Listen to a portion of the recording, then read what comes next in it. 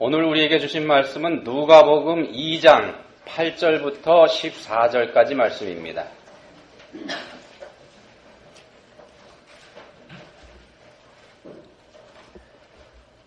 한 목소리로 읽겠습니다. 그 지역에 목자들이 밤에 밖에서 자기 양떼를 지키더니 주의 사자가 곁에 서고 주의 영광이 그들을 두루 비춤에 크게 무서워하는지라. 천사가 이르되 무서워하지 말라. 보라, 내가 온 백성에게 미칠 큰 기쁨의 좋은 소식을 너희에게 전하노라. 오늘 다윗의 동네에 너희를 위하여 구주가 나셨으니 곧 그리스도 주시니라. 너희가 가서 강보에 쌓여 구유에 뉘어 있는 아기를 보리니 이것이 너희에게 표적이니라 하더니, 호련히 수많은 천군이 그 천사들과 함께 하나님을 찬송하여 이르되, 지극히 높은 곳에서는 하나님께 영광이요 땅에서는 하나님이 기뻐하신 사람들 중에 평화로다 하니라. 아멘. 소크라테스한테 어떤 사람이 질문을 했다 그럽니다. 무슨 질문이냐 하면, 세상에서 가장 괴로운 일이 뭡니까? 소크라테스가 그 질문을 듣고 이런 대답을 줬습니다. 악인이 잘 되는 것을 보는 거. 악인이 잘 되는 것을 보는 거. 당연히 벌을 받아야 될 사람인데 오히려 더 잘 되고 더 잘 사는 세상 보며, 그런 세상 보면 우리들도 괴롭지 않습니까? 그래서 디오게네스라고 하는 사람은요, 이런 현상을 보고서 이 세상이 어떻게 되든지 하나님은 상관하지 않으신다, 이런 말을 하기도 했습니다. 이렇게 우리도 가끔 이런 얘기 하죠. 또 다른 얘기입니다. 페르시아 황제가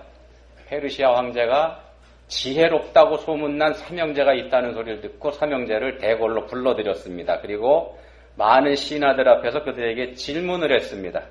사람이 세상에 살아가면서 겪는 일 중에 가장 괴로운 일이 뭐냐?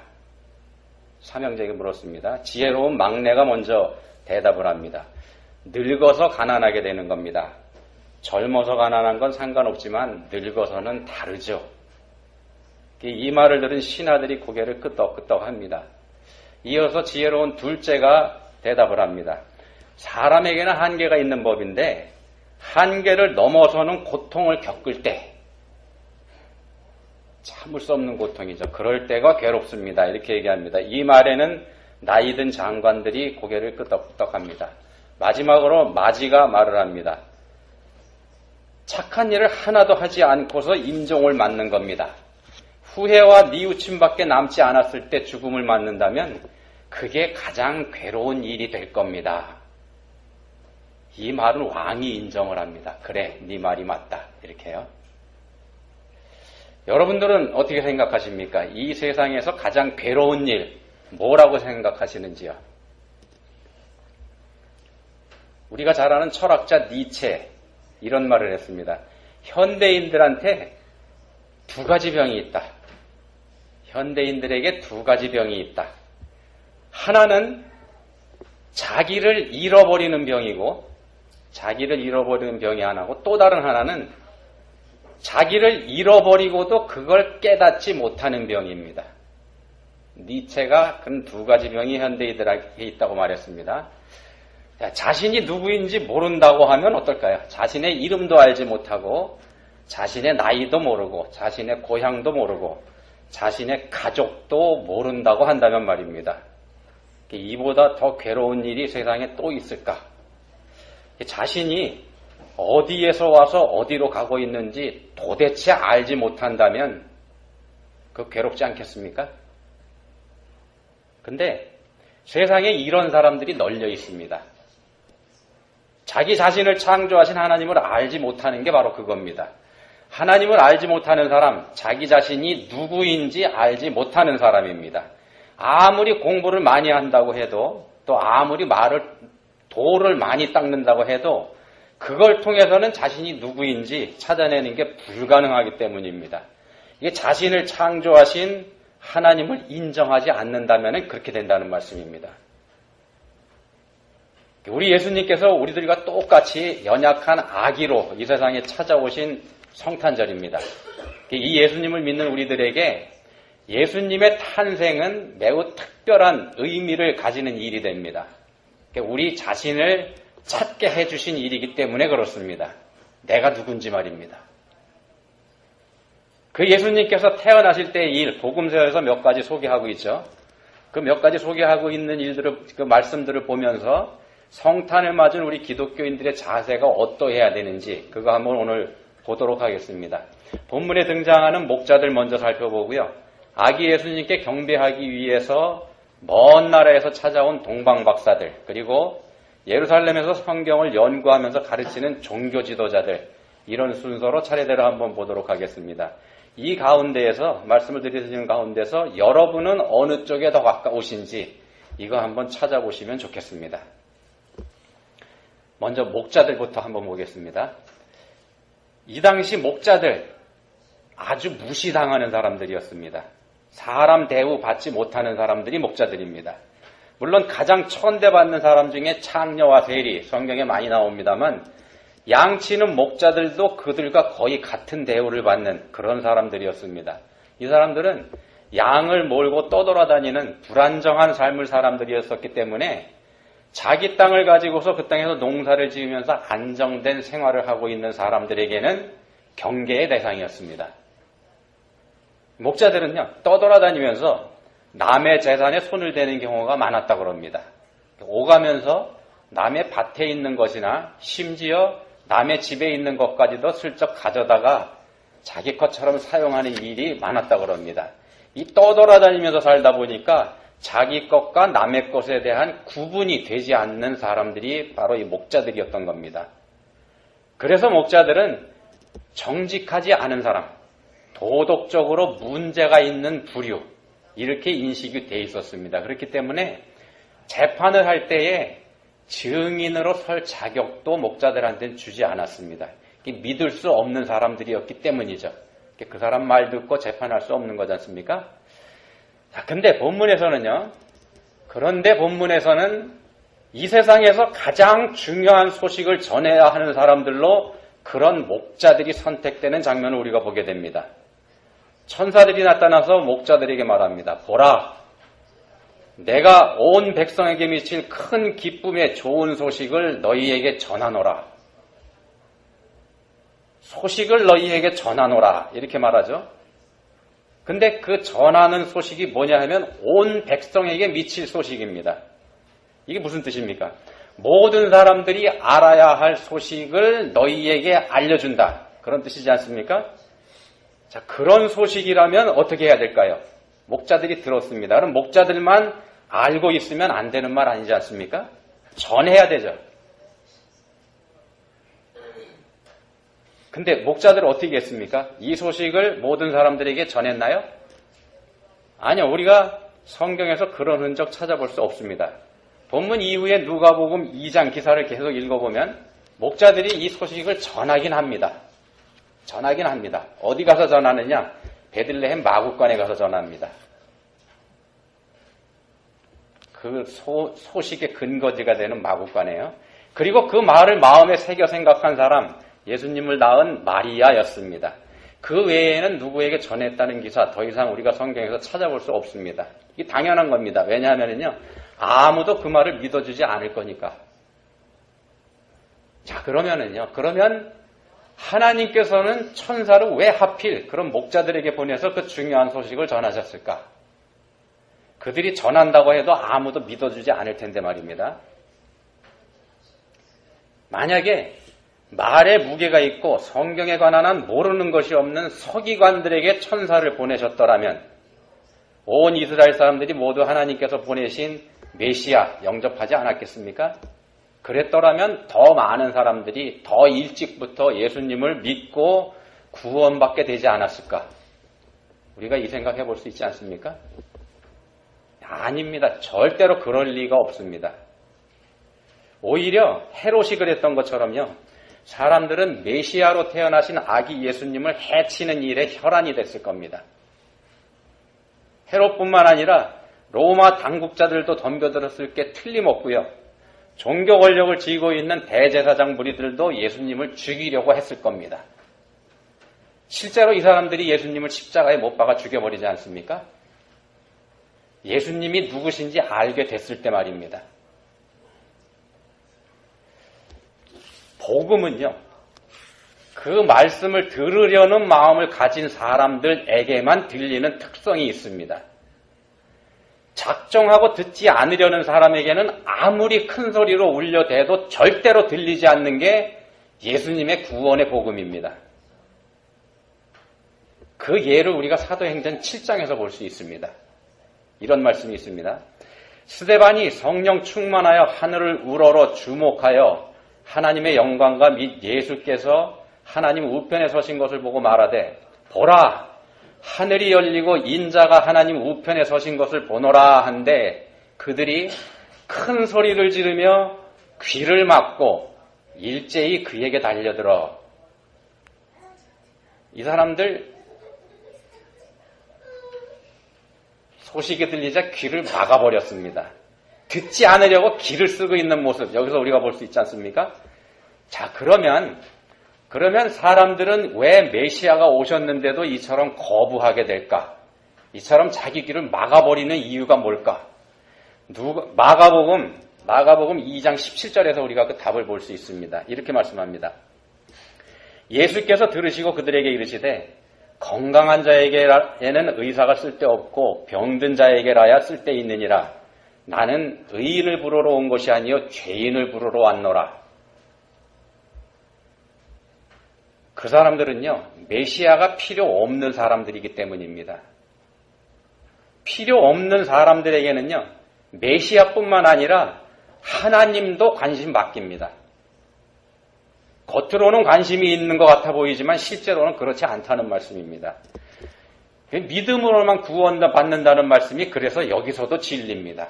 예수님을 믿음으로 받아들인다는 건 자기 자신에게 예수님이 필요하다는 걸 인정하는 뜻이기도 합니다. 자신이 죄인이라는 사실을 깨달아 알고 그걸 인정하는 사람이 그 죄에서 자신을 구원해 주시는 예수 그리스도를 믿음으로 영접하게 되는 겁니다.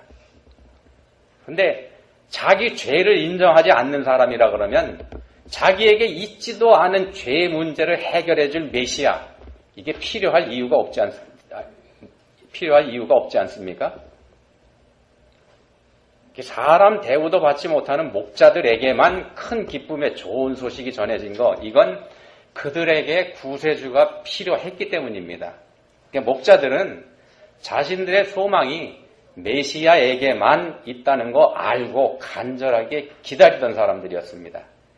메시아가 필요 없는 사람, 기다리지도 않는 사람에게는 예수님의 탄생 소식 들리지 않습니다. 그런 사람들에게 성탄절, 이 성탄절은 그저 먹고 마시고 쓰고 즐기는 날, 그런 날일 뿐입니다. 목자들 봤습니다. 다음은 동방박사들 한번 보겠습니다. 동방박사 이야기는 마태복음 2장에 나옵니다. 이 사람들은요, 동방의 먼 나라에서 일부러 찾아온 사람들입니다. 이렇게 말을 합니다. 우리가 동방에서 그의 별을 보고 그에게 경배하러 왔노라. 동방박사들이 직접 한 얘기입니다. 별을 보고 찾아왔다는 거는요, 별을 계속해서 연구했다는 말이 됩니다.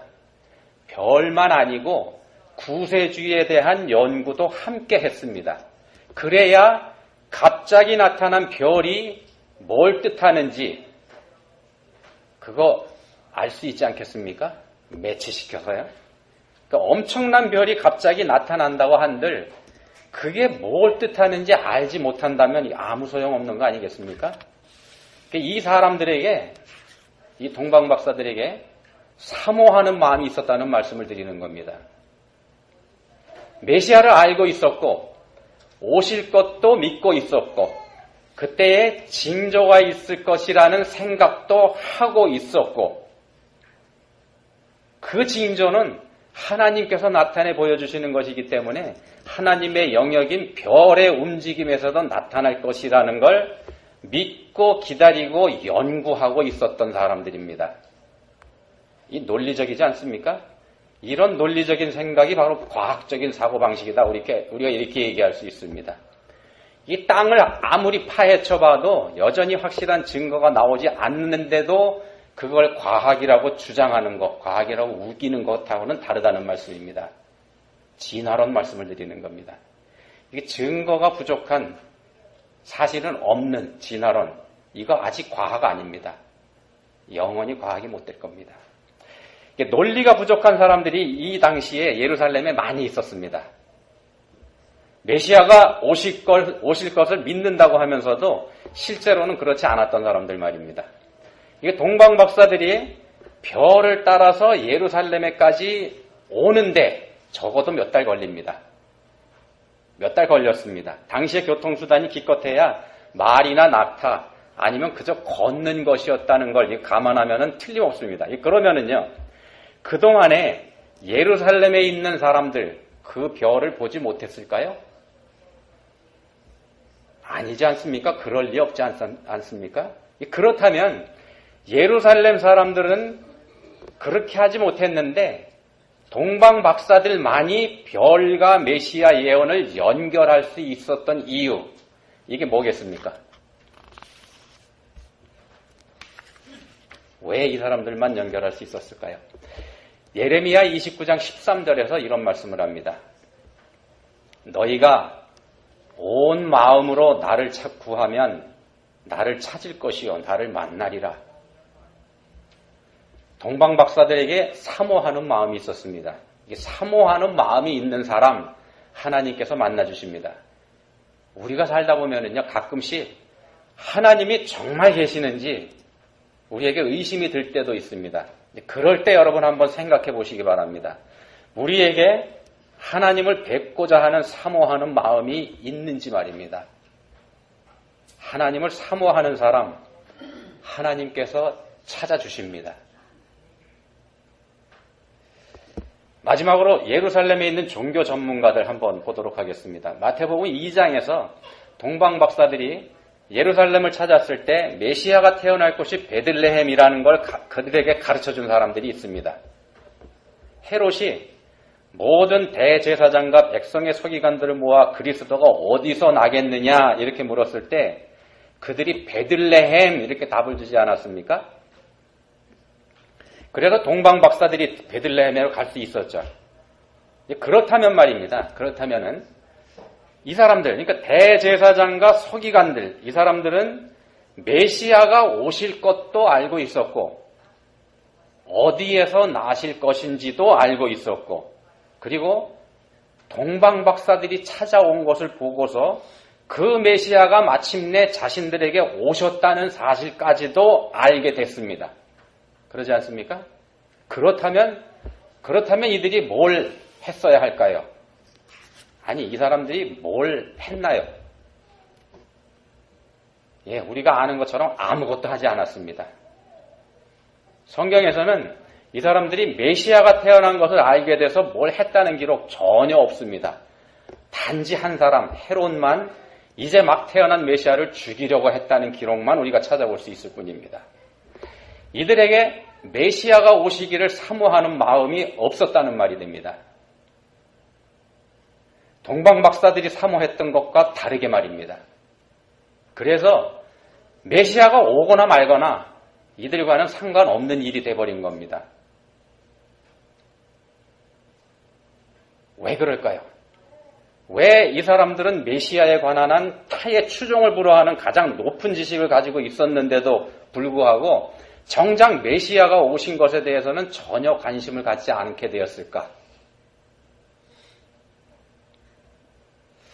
예, 이 사람들에게는요, 메시아가 필요 없었기 때문입니다. 부족한 게 없었기 때문입니다. 모든 걸 다 가지고 있었습니다. 그게 문제입니다. 이 세상에서의 삶에 부족함도 없었고 아쉬움도 이들에게는 없었습니다. 그러니까 메시아를 기다려야 할 이 사람들의 이유가 이 사람들에게 없었습니다. 기다려야 될 필요도 이 사람들에게는 없었습니다. 예수님께서 이런 말씀하셨습니다. 마태복음 19장 23절 24절에서입니다. 내가 진실로 너희에게 이르노니 부자는 천국에 들어가기가 어려우니라. 다시 너희에게 말하노니 낙타가 바늘기로 들어가는 것이 부자가 하나님의 나라에 들어가는 것보다 쉬우니라. 이 세상에서의 풍족하고 행복한 삶이 결코 좋은 거 아닙니다. 우리들은 이 세상에서의 넉넉함, 그거보다는 하나님 나라에서의 풍성한 삶, 이걸 사모하면서 살아야지 됩니다. 자, 그러면은요, 이제 처음에 드린 말씀으로 한번 되돌아가 보겠습니다. 세상에서 가장 괴로운 일이 뭘까? 이 질문 말입니다. 앞에서 자기를 잃어버리는 병과 자기를 잃어버리고도 깨닫지 못하는 병을 지적하는 니체의 말을 인용해 드렸죠? 아직 안 잊어먹으셨죠? 우리는 하나님의 피조물입니다. 이 세상을 창조하신 창조주 하나님의 피조물입니다. 그렇지만 다른 피조물들과는 다르게 특별히 하나님의 형상으로 지음받은 복된 존재입니다. 그럼에도 불구하고 우리의 삶에 괴로움이 있는 것, 이건 우리가 하나님이 되려고 하는 교만, 이 교만의 죄를 짓고 타락했기 때문이죠. 그런 우리들을 원래의 행복했던 자리로 되돌려주기 위해서 우리에게 오신 분이 바로 2000년 전에 베들레헴 마구간에서 초라한 모습으로 오신 아기 예수님이십니다. 이 연약한 모습의 아기 예수님을 우리 자신하고 연결하는 것, 우리 자신하고 아기 예수님 연결하는 것, 이게 우리 자신을 되찾는 일입니다. 이 세상에서 가장 지혜로운 일이 바로 이겁니다. 이 세상의 모든 괴로움을 한 번에 날려버릴 수 있는 길이 바로 이것이기도 합니다. 예수 그리스도 우리 주님과 하나 돼서 우리 자신을 찾는 우리 모두가 될 수 있기를 우리를 위해 자신을 내어주신 주 예수 그리스도의 이름으로 축원합니다. 기도하시겠습니다. 하나님 아버지, 저희에게 우리 예수님이 필요하다는 거 알게 해주시고 믿게 해주셔서 오늘 저희가 이 자리에서 우리 주님 태어나신 거 기뻐하고 찬양하게 해주시니 감사합니다.